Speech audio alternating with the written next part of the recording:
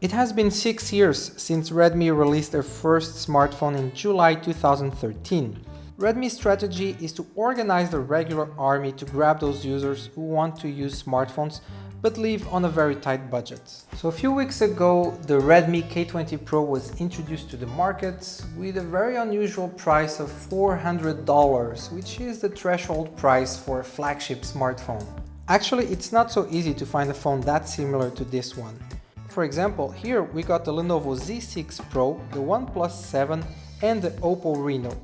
These phones are all in the same price range.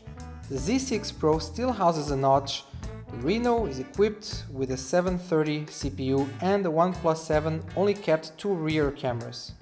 As you can see, in terms of value for money, the K20 Pro seems to be in a dominant position. However, in order to fill this price gap, there must be some compromises somewhere inside the phone. So where are they? First, the charging brick. As I mentioned in the hands-on video, even though the K20 Pro is capable of 27 watts fast charging, there is only an 18 fast charging unit in the box. Yes, we can buy an extra one somewhere else, but what to do with the 18 watts one? We separately tested these two charging units and it turned out that the 18 watts fast charging brick spent 15 minutes longer than the 27 one. And according to the record, when charging with the 27 watts brick, power reached 10% within 5 minutes, 60% after half an hour, and 100% took 70 minutes. Compromise number 2. The haptic engine. Some people might regard it as a minor point or a bonus feature, but for those iOS users who are considering changing to an Android phone, this becomes a dilemma that we have to get used to, because if you have experienced the smooth vibration on iPhones, the rotor motor in the K20 Pro is far away from satisfaction. Actually, you can hardly see a rotor engine in today's smartphones. Most of them are using linear engines. The difference is quite obvious.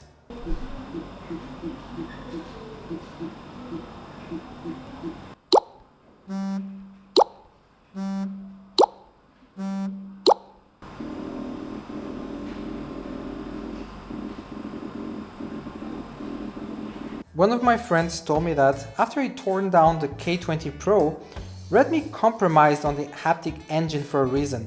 Due to the POP device and big battery, there is not enough space for other components including engines and speakers. So between a linear motor and a big stereo, Redmi chose the later one.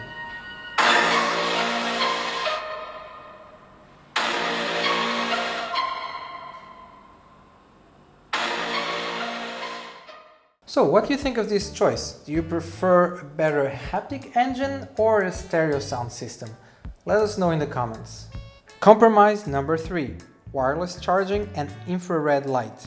Considering the given price, it seems that we couldn't blame it to Redmi, but sometimes a wireless charging function can be unexpectedly useful, and most importantly is that we have no other way to replace it. Also, the K20 Pro has no IP rating and no microSD card support. After all the compromises, undeniably, we do see quite a few highlights that make this phone worth your money. Redmi claims the K20 Pro has updated the 7th generation in-screen fingerprint sensor. Well, we'll leave it at that. This time, after our test, the unlock speed sits somewhere between the Oppo Reno 10x zoom version and OnePlus 7 Pro. In the body of the phone, the K20 Pro is surrounded by 3D curved glass. The design itself is gorgeous. It doesn't look as cheap as I've worried it would. The new fiery pattern really distinguishes itself from others, and I think it's actually working. Don't forget the pop-up camera, which has an LED effect around it, and there is also a ring on top, served as a notification light. Also, we can't find any issue in the display. It is a quite good Samsung 6.39-inch AMOLED screen with a maximum 600 nit brightness and 403 ppi. Hardware DC diming is also available. Now let's talk about the cameras. You have a pop-up camera in the front and this vertical triple camera set up in the rear with one main camera, one ultra-wide and one telephoto lens. There's nothing special about the front camera, but what's interesting is that they added the panorama function to the front camera. By tilting your phone side to side, you can capture a much more wide-angle selfie. It's pretty useful when you're taking selfie with a bunch of your friends or family. As for the rear cameras, you don't have to worry about it. The main 48 megapixel lens is doing a very great job. There is no edge distortion or no color deviation. Images are sharp enough and details are remained as much as possible.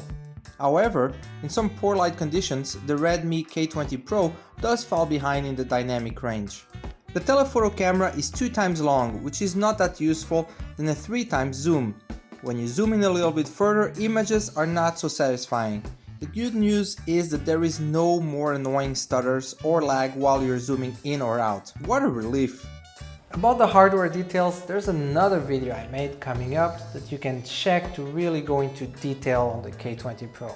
Now, the Redmi K20 Pro price might have taken you by surprise and really tempt you to buy it.